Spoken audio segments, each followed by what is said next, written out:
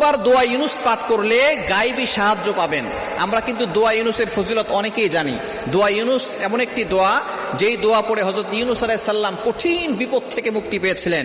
এই দোয়াটি পবিত্র কোরআনুল কারীমের ভিতরে রয়েছে 17 নম্বর পারার 8 নম্বর পৃষ্ঠার 9-10 নম্বর লাইন, সূরা আম্বিয়ার 87 নম্বর আয়াতে। খুবই চমৎকার একটি দোয়া।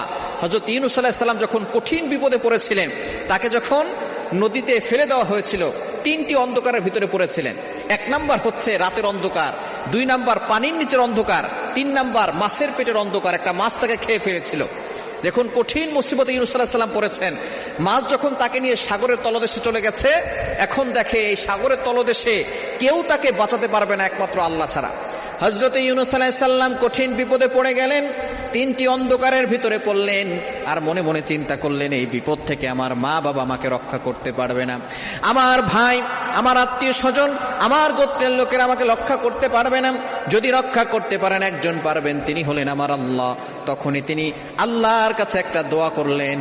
দোয়াটা সূরা আম্বিয়ার ভিতরে আল্লাহ পাক রব্বুল আলামিন 87 নম্বর আয়াতে কোট করে দিয়েছেন, লা ইলাহা ইল্লা আনতা সুবহানাকা ইন্নী কুনতু মিনাজ জালিমিন।